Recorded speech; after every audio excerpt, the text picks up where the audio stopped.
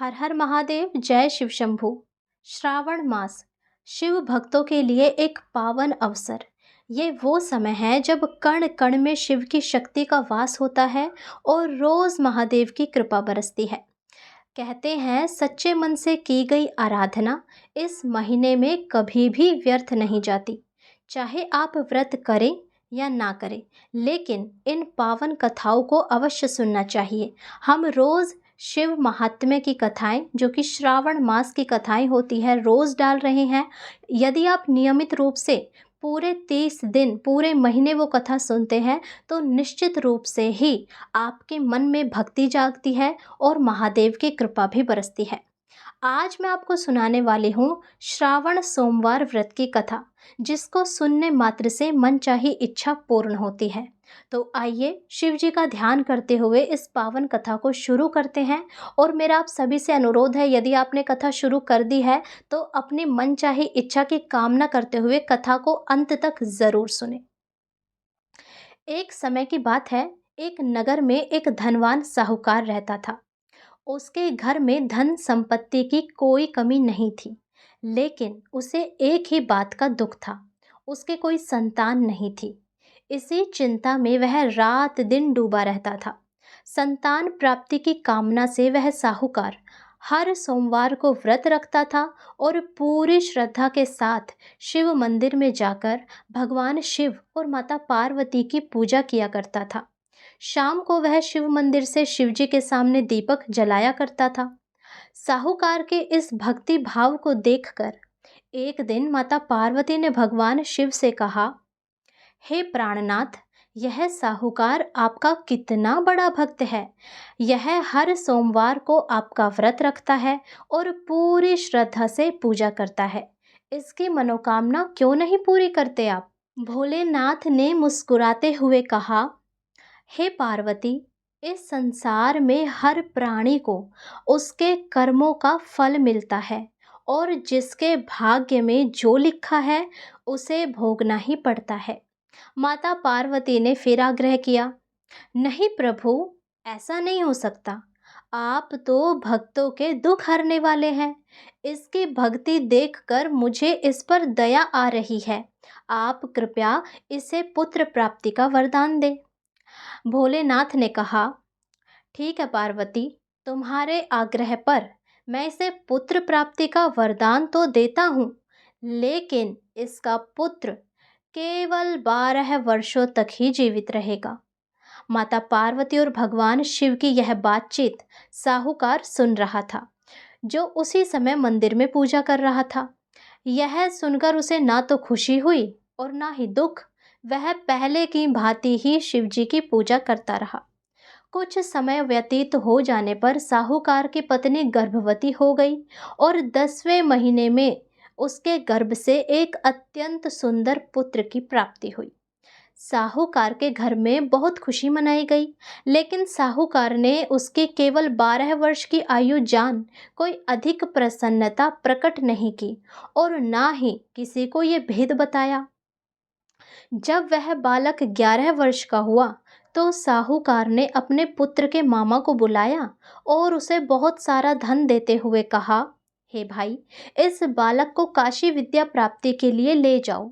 तुम लोग रास्ते में यज्ञ करवाते हुए जाना और ब्राह्मणों को भोजन दक्षिणा आदि देते हुए जाना। दोनों मामा भांजे इसी तरह यज्ञ कराते और ब्राह्मणों को दान दक्षिणा देते हुए काशी नगरी की ओर निकल पड़े। इस दौरान एक रात वे एक नगर में ठहरे। उस नगर के राजा की कन्या का विवाह था, लेकिन जिस राजकुमार से उसका विवाह होने वाला था वह एक आंख से काना था। अब राजकुमार के पिता ने सोचा कि यदि काने राजकुमार को देखकर राजा की कन्या और बाराती उसे अस्वीकार कर देंगे तो क्या होगा। इसीलिए उन्होंने साहूकार के पुत्र को देखा, जो रूपवान था। उन्होंने उसे विवाह के लिए राजा की कन्या के साथ बैठने का षड्यंत्र रचा। साहूकार के पुत्र ने जब यह सब देखा तो वह चुप नहीं रह सका। उसने एक कागज पर सारी सच्चाई लिख दी और उस दुल्हन के कंगन में डाल दी। विवाह संपन्न होने के बाद जब बारात वापस जाने लगी तो कन्या ने वह पर्ची पढ़ी और अपने पिता को सारी बात बताई। राजा को क्रोध आया और उसने काने राजकुमार और उसके पिता को दंडित किया। अब साहूकार का पुत्र और उसका मामा काशी की ओर आगे बढ़े। काशी पहुंचकर पुत्र ने अपनी शिक्षा पूर्ण की। जब उसकी आयु 12 वर्ष की पूरी होने वाली थी, तब उन्होंने एक और यज्ञ का आयोजन किया। जैसे ही यज्ञ पूर्ण होने वाला था, काल देव अर्थात यमराज आए और साहूकार के पुत्र के प्राण हर लिए। उसका शरीर निष्प्राण हो गया और गिर पड़ा। मामा ने ये सब देखा तो विलाप करना शुरू कर दिया। उसी क्षण माता पार्वती और भगवान शिव आकाश मार्ग से गुजर रहे थे। माता पार्वती ने उस निष्प्राण शरीर और मामा के विलाप को देखा। माता पार्वती ने कहा, हे प्रभु, यह कौन बालक है जिसके प्राण आपने हर लिए? यह तो साहूकार का पुत्र है ना, जिसे आपने 12 वर्ष की आयु का वरदान दिया था। हे प्रभु, इसे जीवित करो। भोलेनाथ ने कहा, हे पार्वती, इसकी आयु पूर्ण हो चुकी है। माता पार्वती ने आग्रह किया, नहीं प्रभु, ऐसा मत करिए। इस साहूकार ने आपकी इतनी भक्ति की है, यह आपके व्रत रखता है, और इन मामा भांजों ने भी तो इतने दान पुण्य यज्ञ कराए हैं। कृपया इसे जीवन दान दे। माता पार्वती के बार बार आग्रह करने पर भगवान शिव प्रसन्न हुए। उन्होंने साहूकार के पुत्र को जीवन दान दे दिया और वह फिर से जीवित हो उठा। मामा अत्यंत प्रसन्न हुए और अपनी शिक्षा पूर्ण कर खुशी खुशी अपने नगर की ओर लौटे। रास्ते में उसी नगर में रुके जहां राजा की पुत्री ने उनका विवाह हुआ था। अब राजा ने जब साहूकार के पुत्र को देखा तो उसे पहचान लिया। राजा ने कहा, अरे बेटा, तुम तो वही बालक हो जिसने मेरी पुत्री के साथ विवाह किया था। सत्य बताना, तुम वही हो ना? अब वो क्या करता, उसने भी हामी भर दी। तुम सकुशल हो, मैं अपनी पुत्री का विवाह तुमसे ही करना चाहता हूँ।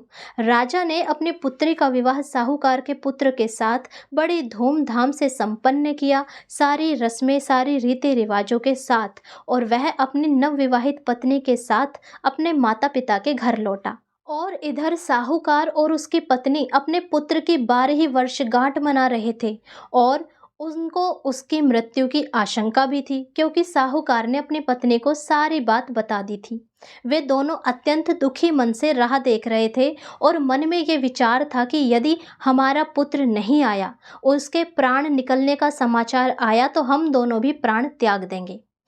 तभी दरवाजे पर घोड़ों की आवाज़ हुई। साहूकार और उसकी पत्नी बाहर आकर देखते हैं तो क्या देखते हैं कि उनका पुत्र अपनी पत्नी के साथ खड़ा है।